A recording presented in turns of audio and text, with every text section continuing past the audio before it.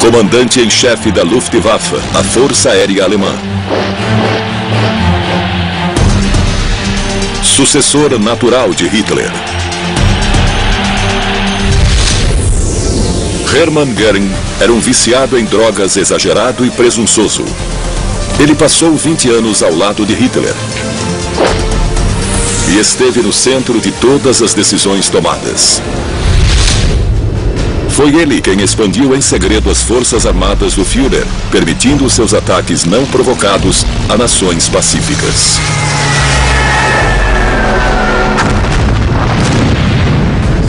Na Europa, a Luftwaffe de Göring abriu o caminho para os exércitos de Hitler.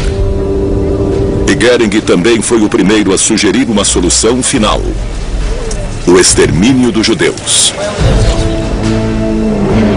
Sua cumplicidade nos crimes do Terceiro Reich era total. Ao fim da guerra, Göring era o único nazista do alto escalão ainda vivo. Os aliados estavam desesperados para julgá-lo. Eles precisavam de alguém que simbolizasse a crueldade do regime. Assim, no julgamento do século em Nuremberg, ele se tornou uma grande estrela. Alle Männer, die irgendwie zur Verfügung waren schon mal dem Volk präsentiert. Foi dito que sua culpa foi única em sua enormidade. They are just pure parasites. Mas o fim da história seria tão misterioso quanto polêmico e pegaria todos de surpresa.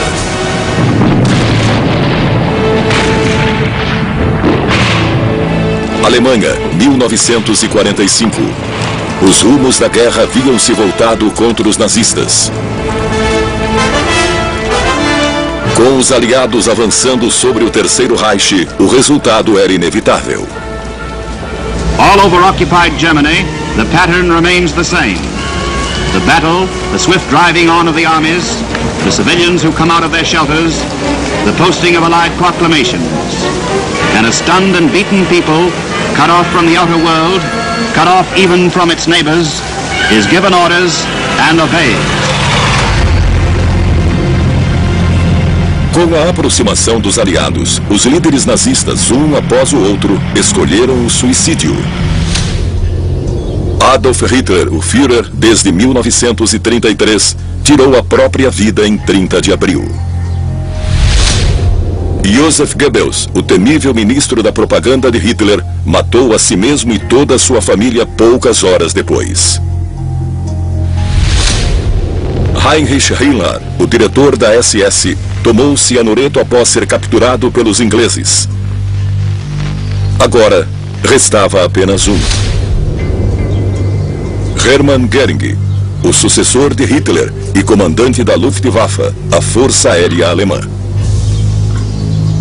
Ele continuava foragido e os aliados estavam loucos para pegá-lo.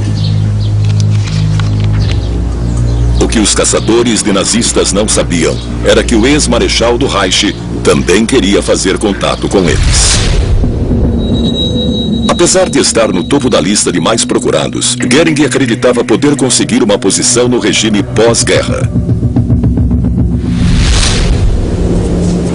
Esta soberba era típica de Hermann Göring. Ele não era um burocrata passivo. Hermann Göring era um homem inteligente e imponente. Ao contrário de muitos outros nazistas renomados, ele era realmente formidável.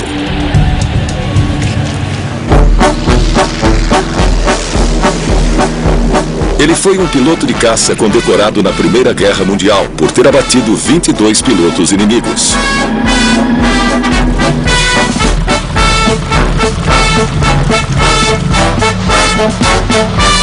E foi o último comandante do lendário Esquadrão dos Barões Vermelhos.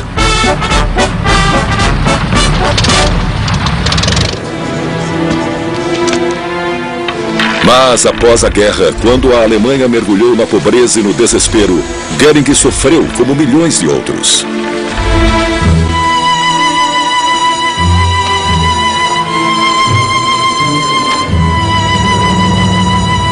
o ex-herói foi obrigado a ganhar a vida em exibições de acrobacias aéreas. Mas um encontro mudaria sua vida. Ele conheceu Adolf Hitler. E logo se tornou o braço direito de Hitler em seu novo partido. Em 1923, Hitler nomeou Göring diretor da SA, a tropa de assalto do partido. Eram capangas uniformizados. Göring transformou o bando de arruaceiros em uma verdadeira unidade militar.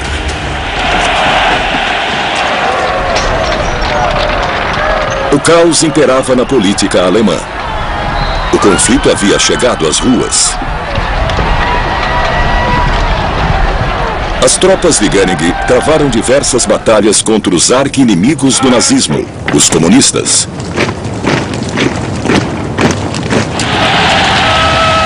Em novembro de 1923, Göring provou definitivamente sua lealdade a Hitler. O partido nazista tentou um golpe.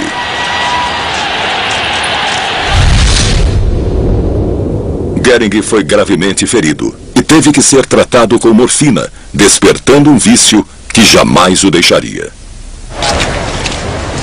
O chamado putsch da cervejaria fracassou e Göring teve que fugir da Alemanha.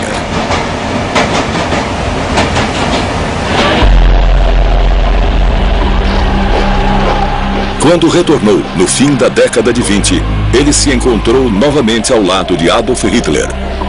Juntos, eles planejaram transformar o nazismo em um movimento político de massa. Neste ponto, o alvo do ódio de Hitler ainda eram os comunistas.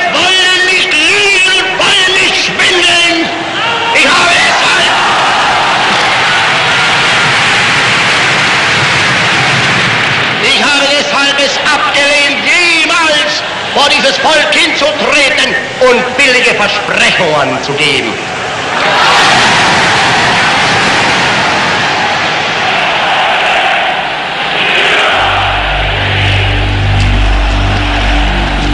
Seu plano deu certo.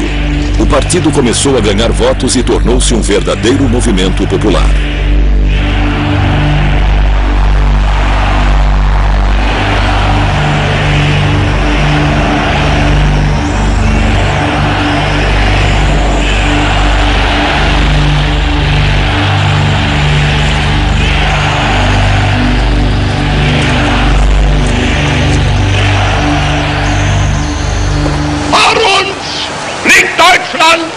In uns marschiert Deutschland und hinter uns kommt Deutschland!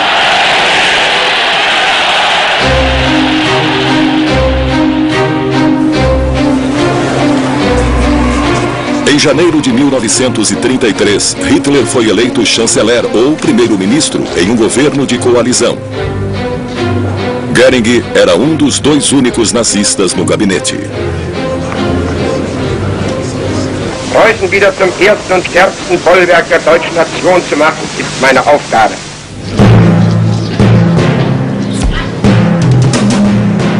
Três meses depois, Hitler obteve autorização para governar por decreto. Ele se tornou um ditador. Era o fim da democracia na Alemanha. Foi uma época boa para Hermann Göring. E em 1935, ele se casou com Emmy Sonnemann, uma ex-atriz com quem teve uma filha, Eda. Hitler foi o padrinho. Depois, sua ascensão continuou. Em 1936, ele recebeu uma nova missão altamente confidencial.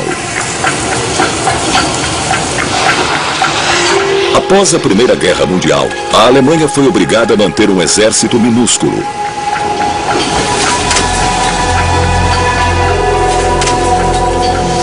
Em segredo, Göring supervisionou o rearmamento e a reconstrução das Forças Armadas.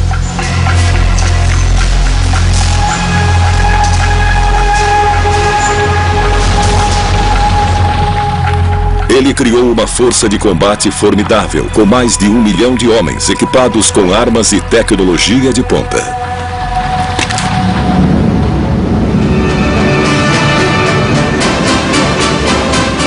Sua maior conquista foi desenvolver uma força aérea moderna, a Luftwaffe. Para o espanto do mundo, ela foi revelada em 1936. Era a mais poderosa da Europa, temida e invejada na mesma medida.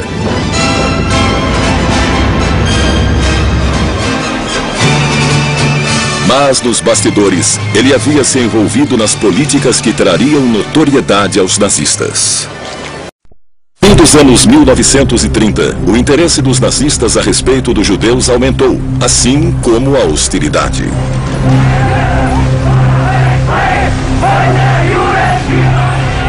Primeiro, os judeus foram vítimas de discriminação aberta. Suas lojas foram boicotadas. A violência pelas mãos da SA não demorou a surgir.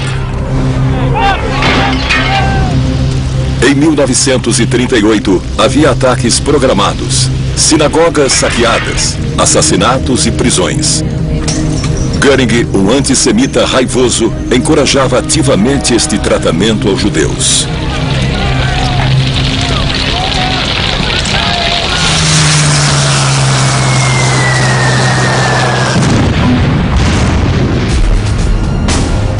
Em setembro de 1939, Hitler cometeu seu primeiro grande crime de guerra.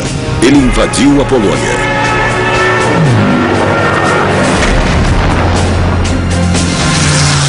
A Luftwaffe de Göring estava na vanguarda deste ato de agressão. Ela desempenhou um papel fundamental na revolucionária tática de Blitzkrieg alemã. Suas aeronaves abriam o caminho para as forças terrestres. Bombardeiros de mergulho Stuka eram usados como artilharia aérea, eliminando os pontos fortes.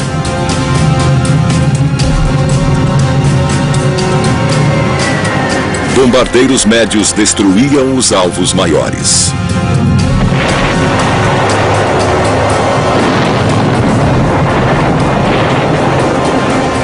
Na Polônia, nos Países Baixos e na França, a Luftwaffe de Göring arrasava tudo em seu caminho.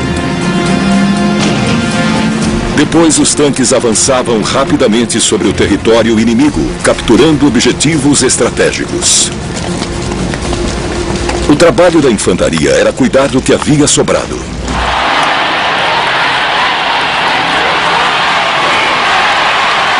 Foi um grande sucesso e Göring tornou-se um herói. Em 1941 ele foi recompensado. Em junho foi nomeado sucessor de Hitler.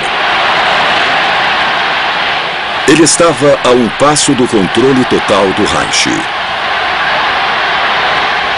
Foi quando ele se envolveu com o mais hediondo dos crimes nazistas.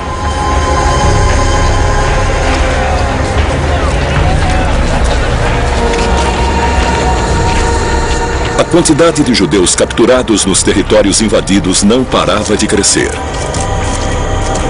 Em 1941, quando Hitler invadiu a União Soviética, este número explodiu e os nazistas precisaram agir.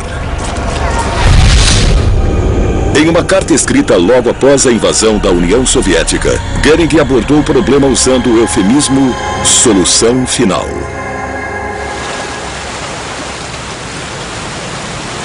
Como resultado, foi organizada uma conferência em Wannsee, nos arredores de Berlim, em janeiro de 1942.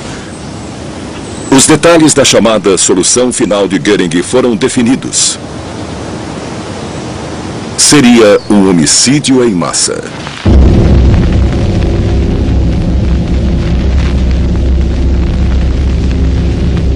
Campos de extermínio foram criados. Os judeus seriam mortos com gás venenoso.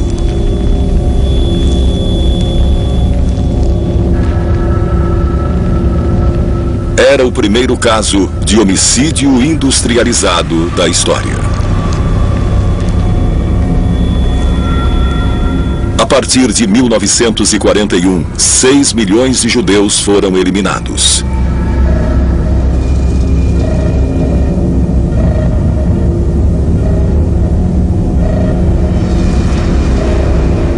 E tudo havia começado com Hermann Göring.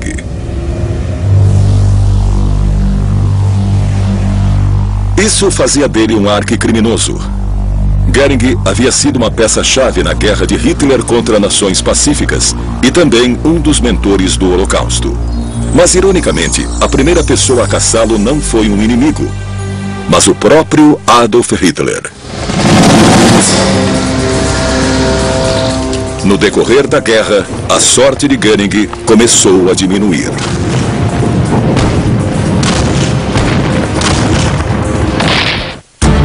Esta série conta as histórias. Em 1943, na União Soviética, o 6º Exército Alemão sofreu uma derrota esmagadora no caldeirão de Stalingrado. Göring havia prometido ao Führer que sua força aérea salvaria o exército sitiado. Mas 100.000 soldados alemães foram mortos e 91.000 capturados. Os alemães eram expulsos cada vez mais de cidades no leste do país. The end. Like rats from their holes streamed the remains of what was once the flower of Hitler's army. To make doubly sure, one batch clad their flag bearer in white too. In victory they had pillaged, tortured, murdered. In defeat they cringed, looking to their vanquishers for what was not to be found in themselves: mercy. Enquanto isso, o centro do poder alemão era atacado. Bombardeiros aliados castigavam o Reich dia e noite, arrasando fábricas, cidades e portos.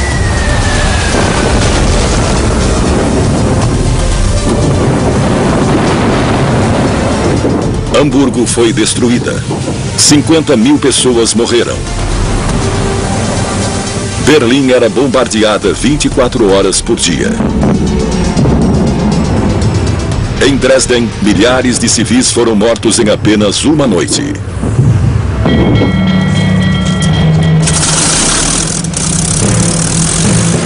Agora, a Luftwaffe de Göring tentava desesperadamente conter os aliados. Mas a Luftwaffe havia sido construída para o combate ofensivo, para Blitzkrieg. Agora, a Alemanha estava na defesa e a força de combate não resistiu à pressão.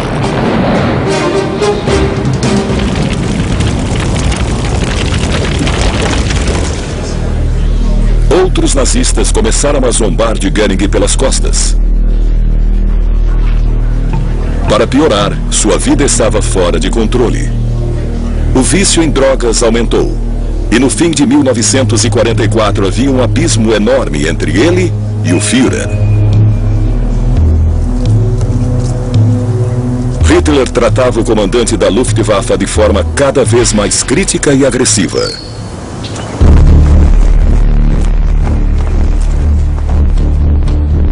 Em abril de 1945, a guerra estava em seus últimos dias.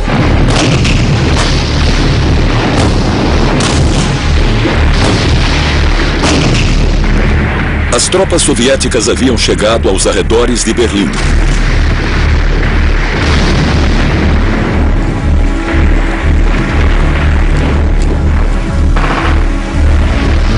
Göring sabia que era o fim do nazismo.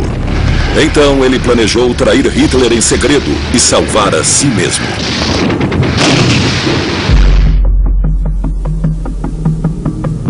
Enquanto as bombas caíam sobre Berlim, Göring deixou o bunker de Hitler, alegando ter compromissos importantes ao sul.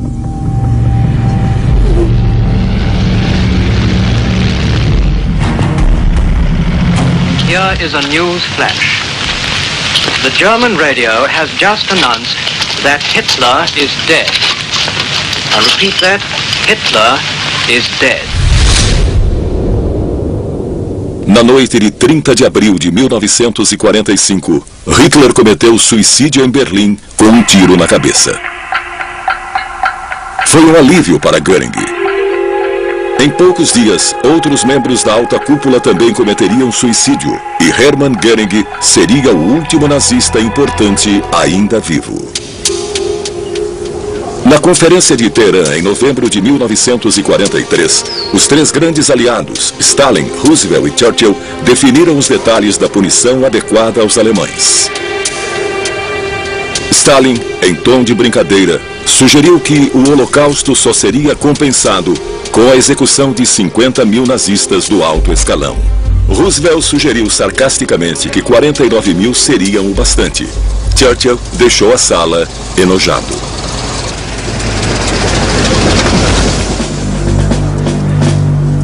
Finalmente, eles chegaram a um acordo. O mal seria julgado. A vitória estava próxima. Uma corte internacional foi preparada. Não existia um precedente legal.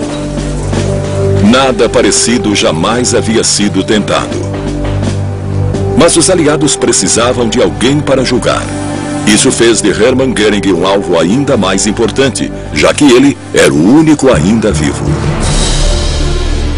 Enquanto Göring planejava seu próximo passo, o capítulo final do Terceiro Reich estava sendo escrito. A Alemanha se rendeu formalmente em 7 de maio de 1945. A guerra chegava ao fim.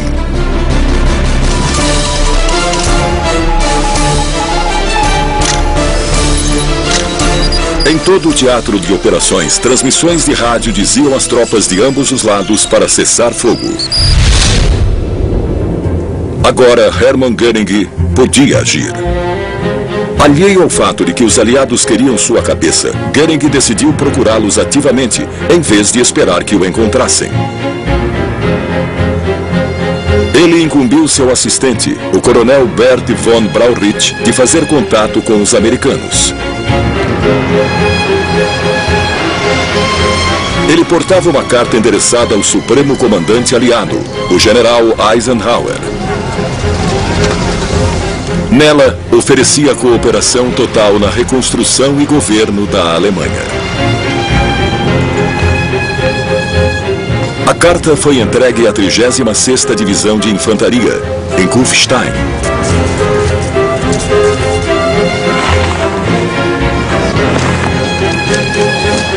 A divisão já havia localizado alguns nazistas famosos, incluindo o general alemão Gerd von Rundstedt.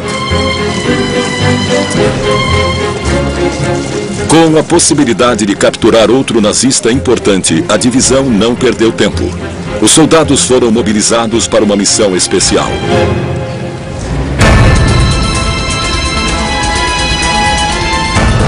Eles prepararam seus veículos, suas armas e levaram munição e alimento para 5 dias. Era o início da primeira grande caçada ao nazista do pós-guerra. Espalhou-se o boato entre os soldados de que seu alvo podia ser o maior prêmio da Alemanha nazista, atrás apenas do próprio Hitler.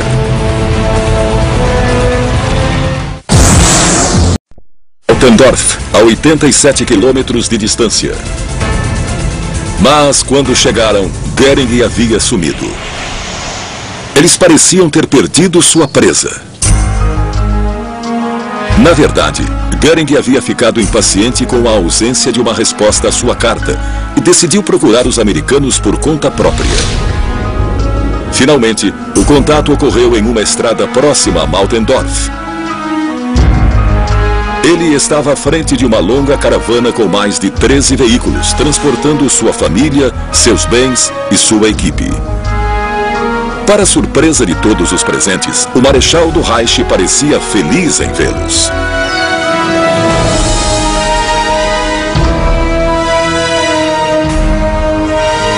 Mas este não seria o final feliz que Göring esperava.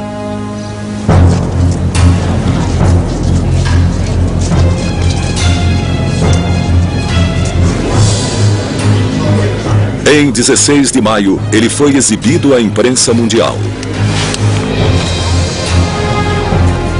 Longe de ser incluído nos planos para a Alemanha do pós-guerra, ele havia se tornado uma curiosidade, um troféu de caça. E o tratamento de celebridade dispensado a ele também duraria pouco. O general Eisenhower suspendeu imediatamente o circo da mídia. Deste ponto em diante, Göring seria tratado como um criminoso comum. Behind the cold, gray facade of this courthouse in Nuremberg, the greatest trial drama of our times begins. Here, the governments of France, Russia, Great Britain, and the United States, representing civilization, oppose the top 20 leaders of an aggressor nation. The big Nazis are being charged with mass crimes against humanity.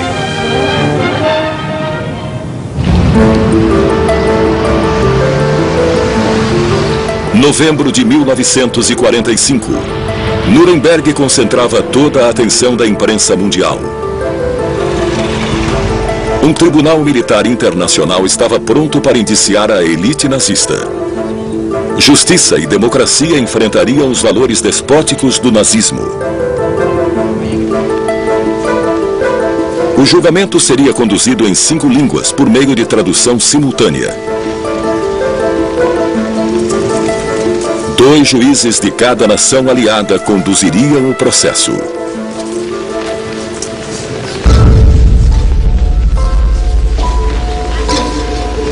Liderados por Hermann Göring, os réus entraram no tribunal em 21 de novembro de 1945. A prisão parecia ter feito bem a Göring. Ele estava elegante, mas alerta, havia perdido peso. E havia abandonado o vício em morfina.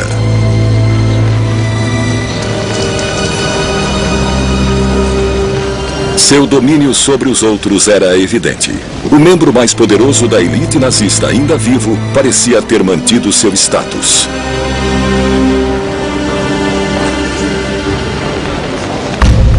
Os réus haviam recebido cópias do indiciamento. Todos conheciam as acusações contra eles. O tribunal havia decidido que os acusados nazistas responderiam a 4 acusações separadas. Conspiração para travar guerra. Crimes contra a paz por invadir países sem provocação. Crimes de guerra por maltratar e executar soldados e civis. E crimes contra a humanidade pelo Holocausto.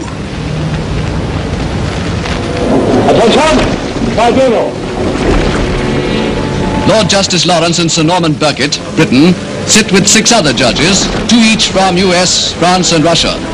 In a comprehensive indictment of 24,000 words are listed the charges against the prisoners, a record of iniquity without parallel. O indiciamento foi lido para os acusados pelo promotor-chefe americano, Robert E. Jackson. The wrongs which we seek to condemn and punish have been so calculated, so malignant and so devastating that civilization cannot tolerate their being ignored. Mas desde o início, Göring mostrou-se disposto a lutar. The prisoners were brought one by one to the microphone to plead. Number 1, Göring. How we all wish it had been Hitler himself. You must plead guilty or not guilty. Ich bekenne mich im Sinne der Anklage nicht schuldig. Ao declarar sua inocência sem hesitar, Göring mostrou que pretendia enfrentar os acusadores. A promotoria começou o processo tentando chocar a corte e mostrou imagens terríveis dos campos de concentração.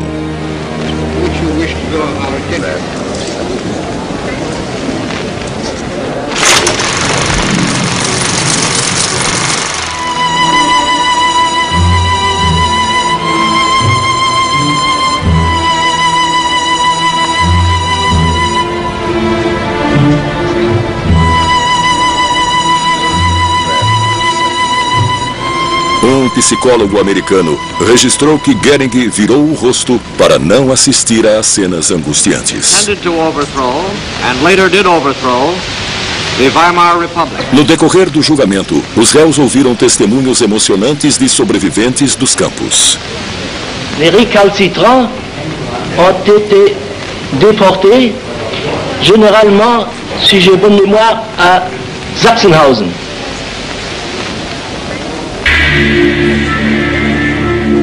Provas grotescas foram mostradas à corte, incluindo a de número 254.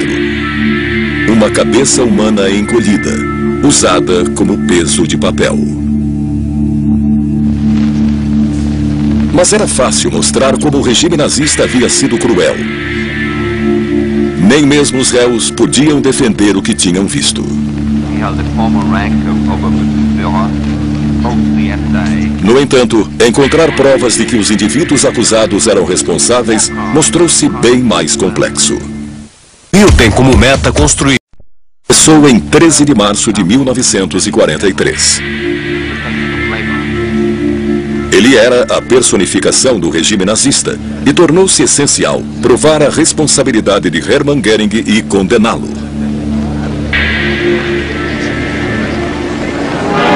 At Nuremberg, the judges enter to hear the case for the defense in the war crimes trial.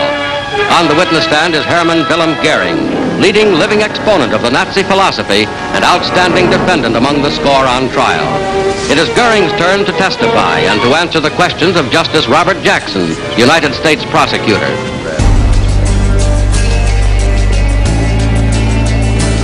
Jackson havia sido nomeado procurador-geral dos Estados Unidos em 1940.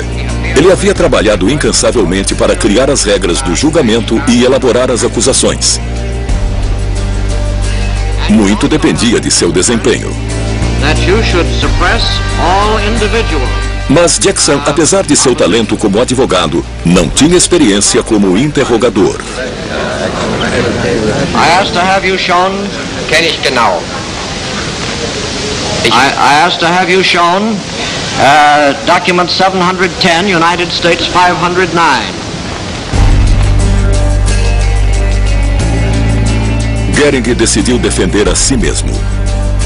Ele não mostrou qualquer sinal de arrependimento. Was on the 22nd of April 1938 when you published penalties for veiling the character of a Jewish enterprise within the Reich. Was it not? Jawohl. Então, ele começou a responder às perguntas de Jackson, falando longamente. Das Kabinett Papen trat zurück. Bis dahin hatten nun alle Parteien Kabinette gestellt, wenn ich von den paar kleinen Splitterparteien absehe. Alle Männer, die irgendwie zur Verfügung waren, waren schon mal dem Volk präsentiert. Zum Schluss... Ele não usou anotações. A lembrança detalhada dos eventos indicava seu comando da situação. Começou a ficar claro que Jackson não estava à altura do desafio. Parecia que os aliados, especialmente Jackson, haviam subestimado o homem que se encontrava diante deles. Antes do julgamento, Göring havia humilhado os demais réus nos testes de QI do exército americano. Agora, ele mostrava ter recuperado sua agilidade mental e pensamento incisivo. O espetacular julgamento dos nazistas começava a sair dos trilhos. Um advogado inglês chegou a descrever como Göring o impressionou. Calmo e perspicaz, ele avaliava rapidamente os elementos da situação. Seu autocontrole também era notável. Jackson conseguiu encaixar alguns golpes relativos à perseguição de Göring aos judeus antes de 1939 e à sua coleção de obras de arte roubadas. Mas isso não era o bastante para ligá-lo a nenhum grande crime cometido durante a guerra.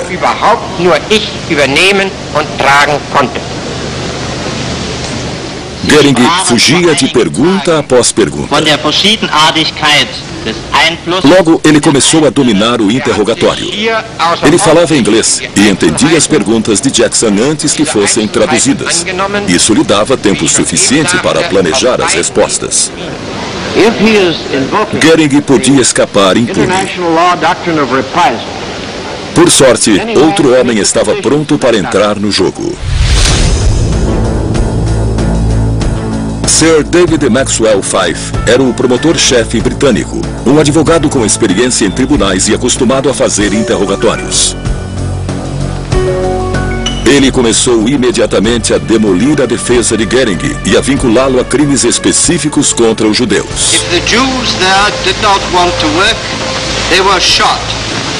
If they could not work, they had to succumb. They are just pure parasites. Em seguida, ele atribuiu a Goering um crime de guerra, o assassinato de prisioneiros de guerra britânicos que haviam fugido de um campo da Luftwaffe em 1943. Document D569. Goering ficou abalado. Would you look first at the top left-hand corner? Finalmente, ele posicionou Goering no centro das guerras de agressão do Führer. Logo, os soviéticos fizeram sua parte com um interrogatório preciso sobre o papel de Goering na invasão da União Soviética. Em 22 de março, o questionamento chegou ao fim. Em julho de 1946, 4 meses após o primeiro interrogatório de Goering, todos os réus haviam falado e os advogados de defesa feito suas considerações finais. A essa altura, a única defesa de Goering era que sua motivação havia sido o amor à pátria. Ele negou ter ordenado a morte de qualquer indivíduo ou ter cometido qualquer atrocidade. O mundo teria que aguardar até 1º de outubro de 1946 para descobrir o destino do nazista mais célebre, enquanto juízes debatiam seus vereditos. At Nuremberg, typical of the nationwide ruin Hitler brought upon Germany, justice was done to the men who sent millions of innocent citizens to death and torture. The voice of Lord Justice Lawrence pronounced the verdict of mankind. Defendant Hermann Wilhelm Goering. The International Military Tribunal sentences you to death by hanging.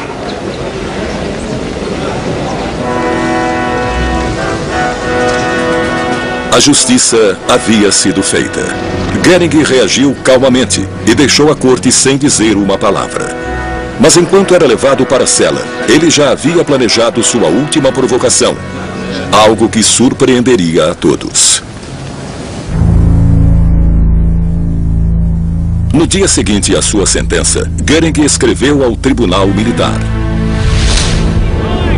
Ele exigia encarar um pelotão de fuzilamento como um verdadeiro soldado. Ele argumentou que não devia ser enforcado como um criminoso comum, mas seu pedido foi negado.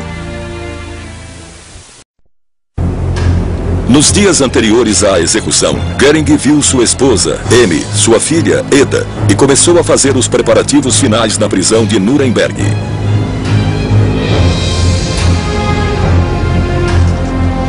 Os aliados garantiram que nenhum dos nazistas condenados escapasse da forca.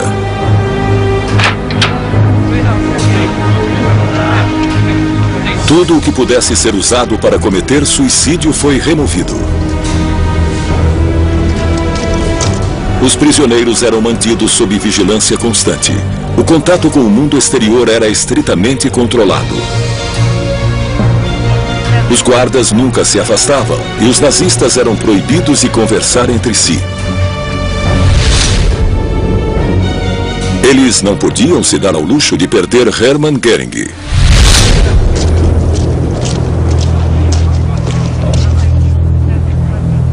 Em 7 de outubro de 1946, ele recebeu a visita da esposa Emmy pela última vez. No ginásio do fórum, os cadafalsos estavam prontos e o executor de Goering escolhido. O sargento John C. Woods seria o carrasco. A execução estava marcada para as 2 da manhã de 16 de outubro de 1946. Ela deveria ser mantida em segredo, mas Goering descobriu no dia anterior. Naquela noite, o capelão da prisão visitou Goering na cela número 5. O alemão rejeitou qualquer ideia de perdão religioso e declarou sentir-se tranquilo. Ele estava a apenas 4 horas e meia da forca. Goering recebeu uma última visita de seu médico.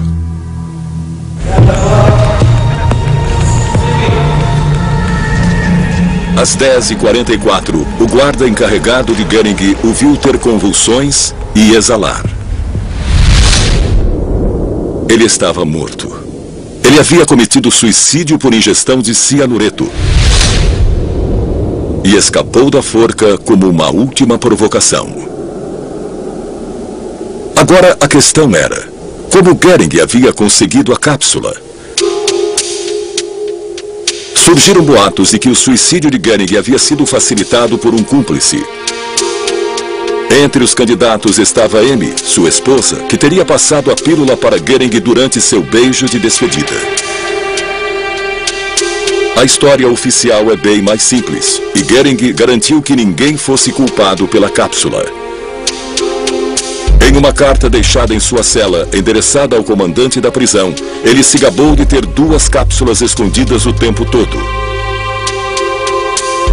A que ele usou estaria escondida em um pote de pomada que ele usava para tratar seu eczema. Assim, o último membro da cúpula nazista havia escapado da execução.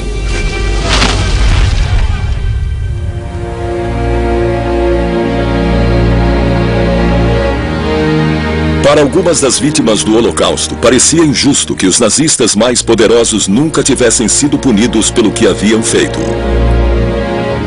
Mas para outros, pelo menos o regime foi julgado por suas atrocidades, graças a Nuremberg.